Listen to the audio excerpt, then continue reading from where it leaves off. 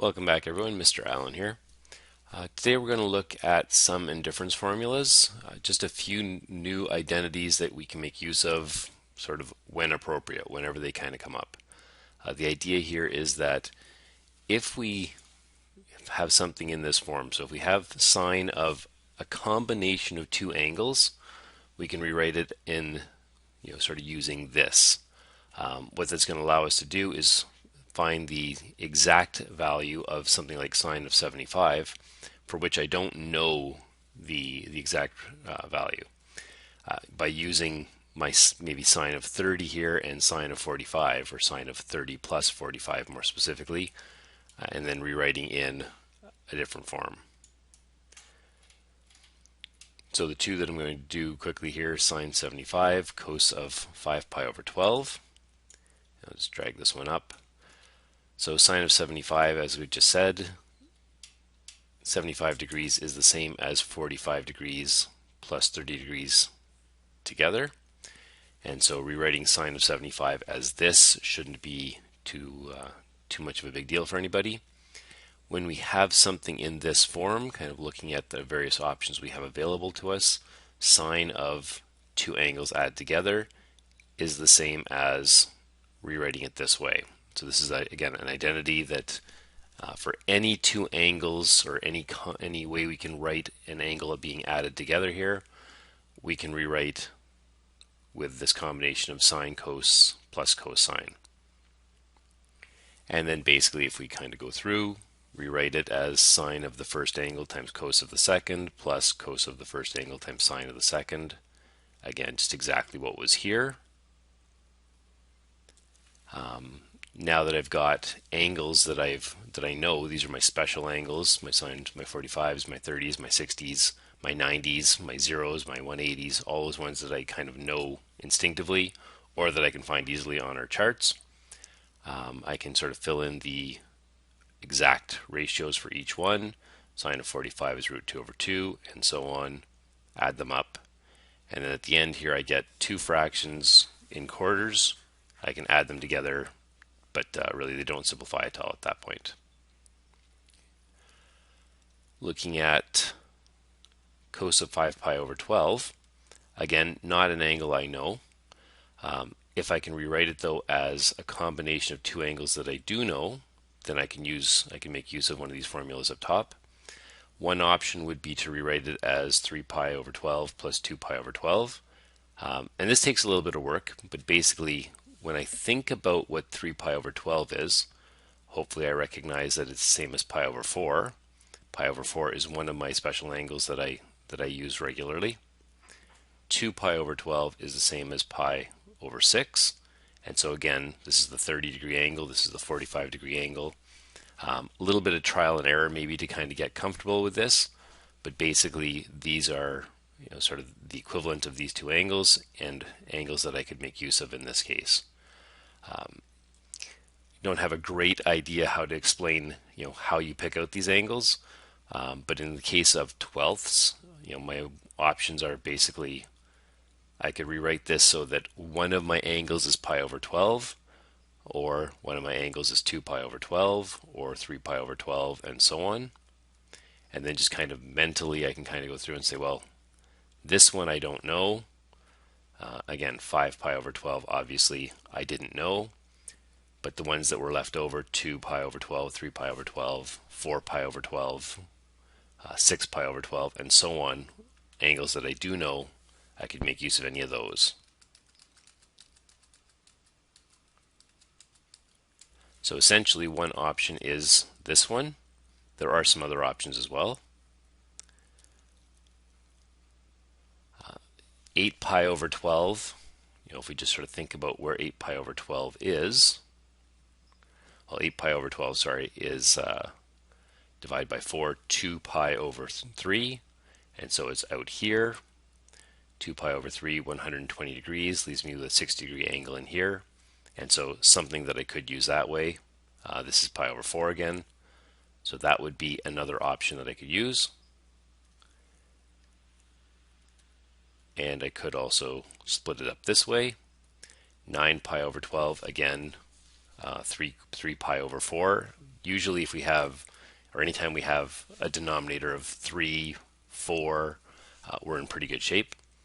And so this is 3 pi over 4, this is pi over 3, and so any one of these would be a possibility of ways to sort of split my original angle and use one of the sum or difference formulas to finish up the question. So having said that, here's cos of 5 pi over 12. And one solution, oh sorry, that's the part from the other page. So one solution, 9 pi over 12 divided, or minus 4 pi over 12. Just kind of going through. Again, 9 pi over 12 is the same as 3/4 pi. 4 pi over 12 is the same as pi over 3. And so if we split it, given the fact that we have cosine and a subtraction, we're going to make use of this formula here. And so plugging in the values, simplifying a little bit so that it's a bit more obvious. And then again, as I sort of mentioned on the other page, if I have 3 pi over 4 here, this of course is 4 pi over 4, or just straight pi, I end up with an angle of pi over 4 in there. Wow, that didn't work very well. 45 degrees in here.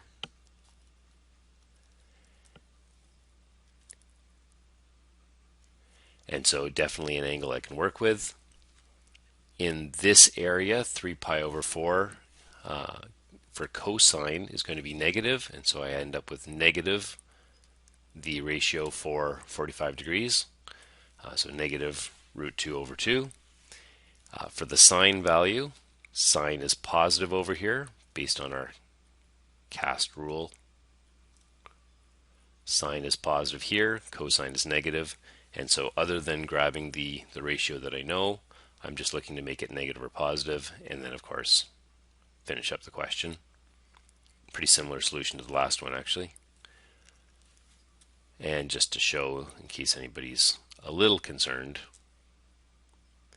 if I had used one of the other options here, the 3 pi over 12 plus 2 pi over 12, of course I picked the different formula here because I'm dealing with an addition. Get that to be purple. That's the equation I used in the purple solution. And I do end up with the exact same answer.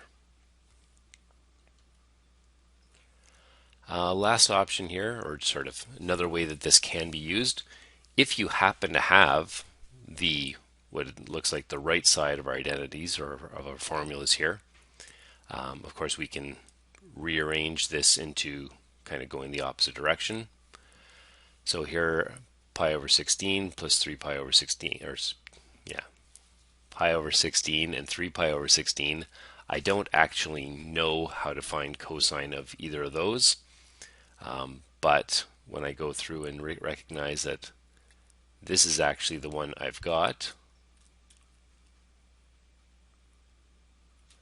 cos times cos minus sine times sine, I can rewrite it as cosine of the two angles added together, which, if I finish up, is cosine of these add to 4 pi over 16, which is the same as pi over 4. Cosine of pi over 4, of course, is root 2 over 2. And then same sort of idea here. Now this one's kind of interesting because if I didn't recognize that I had one of these formulas here, it wouldn't matter. I happen to know or I can find at least the ratios, the exact values for cos of 120, cos of 30, and so on. Cos of 120, similar arguments to the one we just made on the previous question. That gets me into the second quadrant, leaves me with a 60 left over as the acute angle in what I refer to as the butterfly.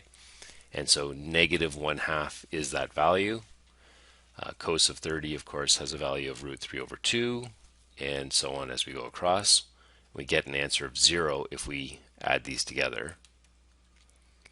If we had recognized instead that, well, that just looks like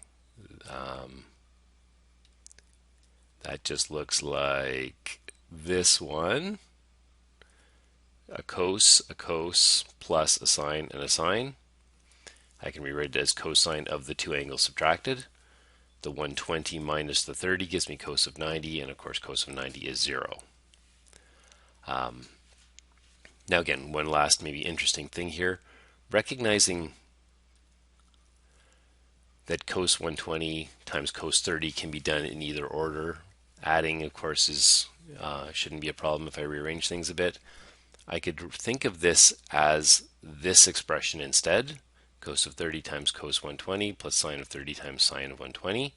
And of course, there's no change between the original question and this one, which means that if I did solve it this way, I should get the same answer, and hopefully we will.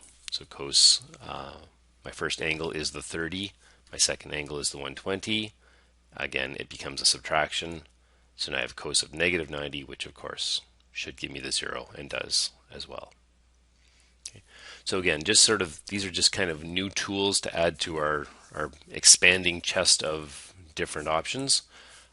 If this is something that comes up in a question, we can either use it as an identity in solving, improving identities, or we can use it for a specific calculation if we have the angles.